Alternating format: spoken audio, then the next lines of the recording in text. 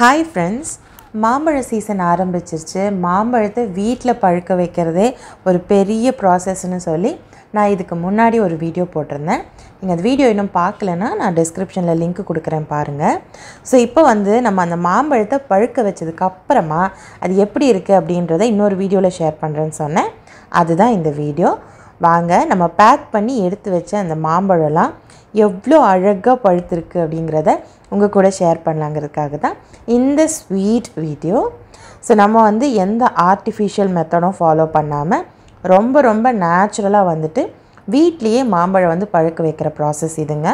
So ஒரு பெட்டியில் நீங்கள் 4 சைடும் காற்று போகாத மாதிரி பேப்பர் வச்சுட்டு லேயர் பை லேயராக பழத்தை அடுக்கி வைக்கணும். ஸோ காயை அடுக்கி வைக்கணும். இது பார்த்திங்கன்னா ஒரு 3 நாளைக்கு முன்னாடி அடுக்கி வச்சது எல்லாமே ஓரளவுக்கு பழுத்து வந்துட்டாப்புல இருக்குது. ஸோ அடியில் இருக்கிற லேயர்ஸ் எல்லாமே நம்ம ஒன்றா எடுத்துகிட்டு எதெல்லாம் நல்லா பழுத்திருக்கோ அதை மட்டும் வெளியே எடுத்துகிட்டு மிச்சத்தெல்லாம் மறுபடியுமே நம்ம பேக் பண்ணி மூடி வச்சிடணும். அதுவுமே இன்னும் 1-2 நாளில் நமக்கு பழுத்து வந்துடும்.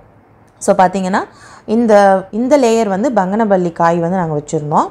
எல்லாமே நல்லா மஞ்சள் திரும்பி அழகாக பழுத்து வந்திருக்கு. இப்போ இதை நம்ம வெளியில் வச்சோம்னாலே 1 or 2 டேஸில் நல்லா ஃபுல்லாக மஞ்சளாக மாறிடும். ஸோ இதுதான் பழுக்க வைக்கிற ப்ராசஸ். நீங்கள் காய் வாக்காக வாங்கி வச்சிங்கன்னா வீட்டில் பழுக்க வைக்கிறதுக்கு இந்த டெக்னிக் யூஸ் பண்ணலாம். இல்லை ஒரு 4-5 காய்க்குள்ளே அப்படி தான் ஆனாங்க நீங்கள் டைரெக்டாக அரிசி டின் இருக்கும்ல அதில் போட்டு கூட நீங்கள் பழுக்க வச்சுக்கலாம். ரொம்ப ஈஸியான ட்ரிக் தான், ஆனால் டேஸ்ட் மட்டும் சூப்பராக இருக்கும். ஸோ எங்கள் தோட்டத்து பழம் சாப்பிட இன்னும் சாப்பிட்ணுன்னு சொல்லிகிட்டே இருக்கும். ஸோ ரொம்ப என்ன சொல்கிறது, அந்த ருசியை மிஞ்சவே முடியாது. அப்படியே மாசா குடித்த மாதிரி இருக்கும். வீடியோ பிடிச்சா லைக் பண்ணிடுங்க. அப்படியே நம்ம சேனலையும் சப்ஸ்கிரைப் பண்ணுறேங்க. தேங்க்யூ.